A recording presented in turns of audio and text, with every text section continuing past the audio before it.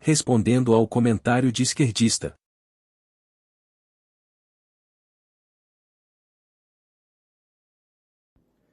Primeiro ponto, a família dele era conservadora, a família do assassino era conservadora. De fato, foi o próprio pai, inclusive, que entregou ele para a polícia, tá certo? Mas nós não podemos esquecer que ele não era conservador, certo? Como algumas páginas tentam passar essa fake news. A própria bala que matou o Charles Kirk, né?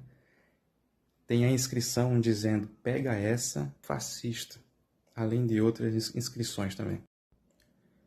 A família ela não pode se responsabilizar pelo crime, não pode se responsabilizar judicialmente pelo crime que o filho cometeu, certo? Mas ela tem um papel crucial, desde quando o filho é uma criança, em educar essa criança e proteger a mente dela contra os ensinos, as ideologias que ela vai receber desde a infância até o tempo que ela vai para a universidade, porque o plano, né, ideológico da esquerda é esse, é sequestrar a mente dos jovens.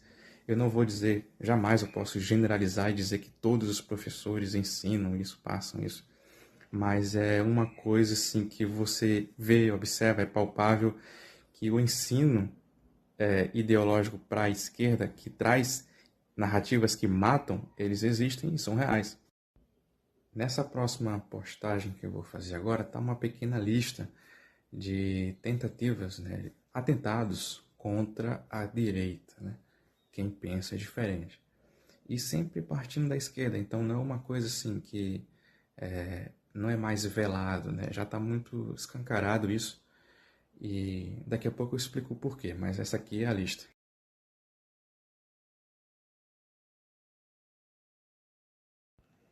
É bem verdade também que existem pessoas da direita que procuram fazer o mal.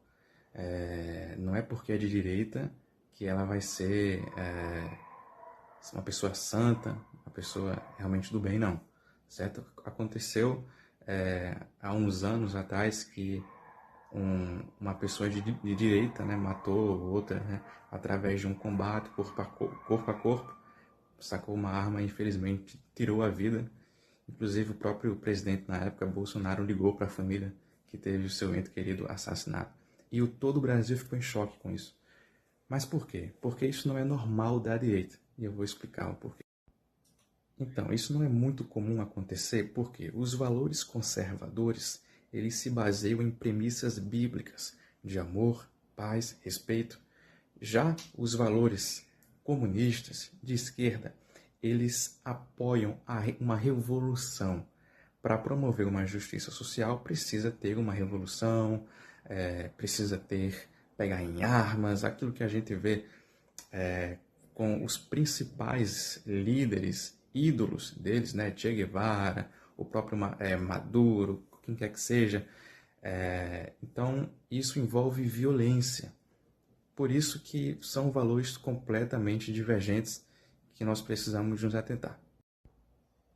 Quando você lê o livro A Revolução dos Bichos, né, você observa ali que os bichos que se revoltaram, né, contra o governo dos homens, eles criam uma frase que ficam repetindo direto, que é o seguinte: 4 patas bom, 2 patas ruim. E ficam repetindo isso várias vezes. Também tem um hino que eles cantam e se emocionam.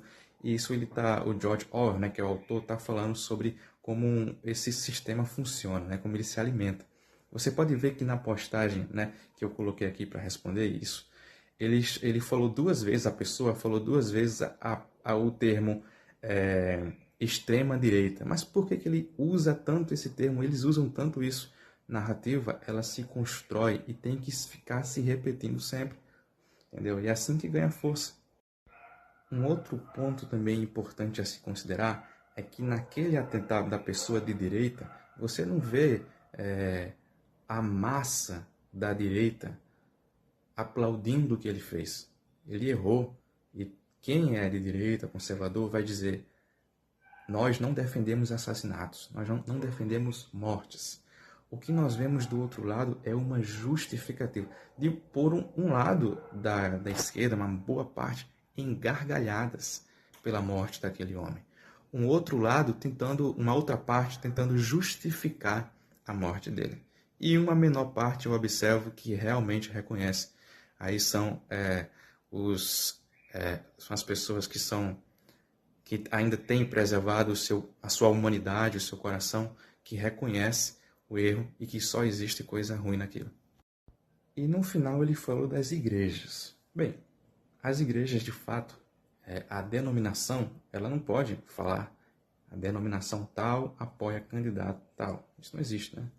A igreja pertence a Jesus. Mas o que existe é o cidadão. Se for um pastor, um bispo, ele tem o direito de cidadão de se posicionar. Inclusive, as pessoas que observam suas vidas, porque ele é um exemplo, né?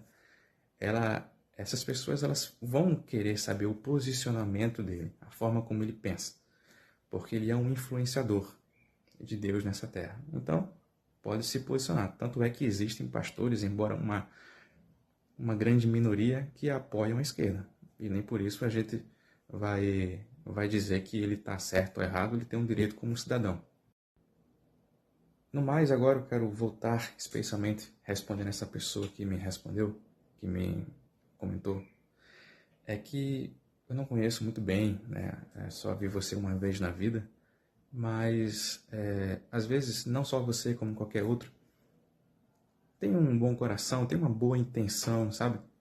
Só que foi alimentado desde sempre por uma ideia, ou por um conjunto de ideias que faz com que você pense dessa forma.